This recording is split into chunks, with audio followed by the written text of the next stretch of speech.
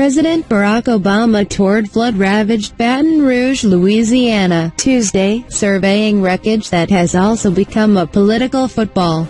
"We are heartbroken by the loss of life," Obama said after seeing firsthand the damage in the state's capital that has caused more than 106,000 residents and households to register for assistance from the Federal Emergency Management Agency.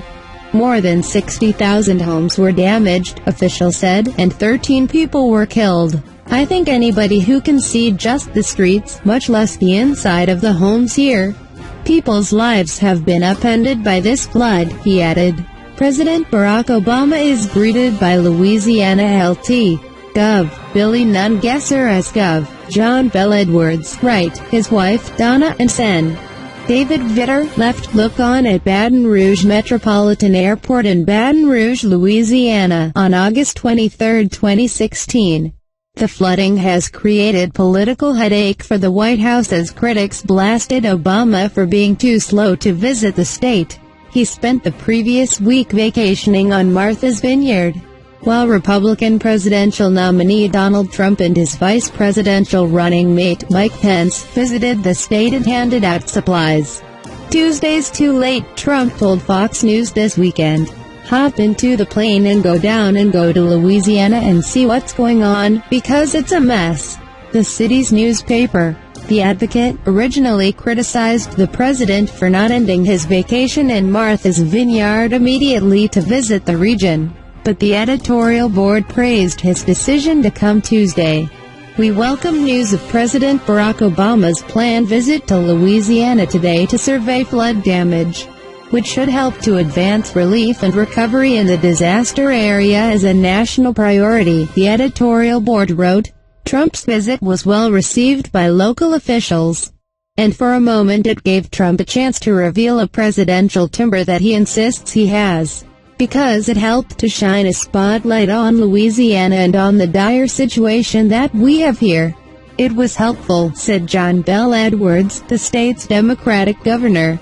CNN's coverage of the Louisiana flooding. White House Press Secretary Josh Earnest on Air Force One defended the timing of the trip, saying the president is used to people trying to score political points even in situations where they shouldn't. Earnest said that $120 million in aid has already been approved and is starting to be paid out to flood-impacted residents. Edwards, who greeted Obama when he landed Tuesday, had previously said that he hoped the president would wait a few weeks before making his visit to the state, given the entourage and Secret Service personnel that comes with presidential trips that would have strained resources while officials were coping with the floods. Hillary Clinton, Trump's Democratic opponent, said Monday that she too plans a trip to the flood site. Her campaign said in a statement that she would come to the state at an unspecified time in the future. "This month's floods in Louisiana are a crisis that demand a national response," she said. "I am committed to visiting communities affected by these floods at a time when the presence of a political campaign will not disrupt the response, to discuss how we can and will rebuild together." Obama meets with families of slain cops.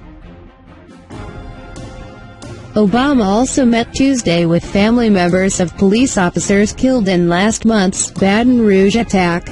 3 Baton Rouge area police officers were killed last month when they were ambushed by a gunman. That gunman, Gavin Long, was shot and killed by police.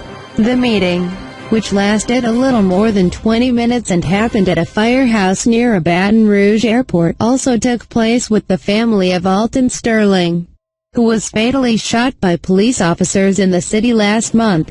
Obama's vacation ended Sunday, and the White House has maintained that he has been regularly briefed by senior staff on the situation on the ground, and top administration officials also were sent to the Louisiana.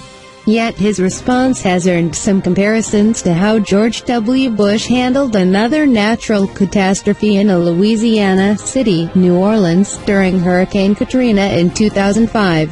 Obama has traveled to disaster sites in recent years, touring communities in Oklahoma and Arkansas destroyed by tornadoes along with New Jersey towns hit by Hurricane Sandy.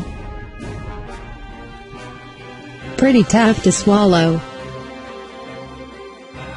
Residents such as Denham Springs Todd Critchell are still grappling with the scale of the destruction.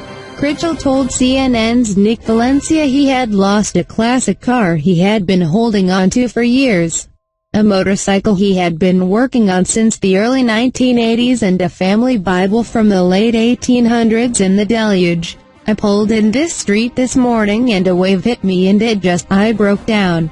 You know what I'm saying? Critchell said outside his house. All my friends, family, all our friends on this street, look at it.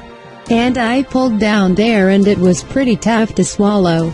Although Critchell said he did not want to evoke politics, he agreed Obama should have visited the stricken area earlier. I think it's great that Trump came into town to show his support. I think that's a good thing that he did that, to tell you the truth, he said. But while residents such as Baton Rouge's Marie Sibley pleaded to Obama to just help us, others like Albany's Catherine Murphy were less optimistic. There ain't nothing he can do for us that Louisiana ain't done for ourselves, Murphy said.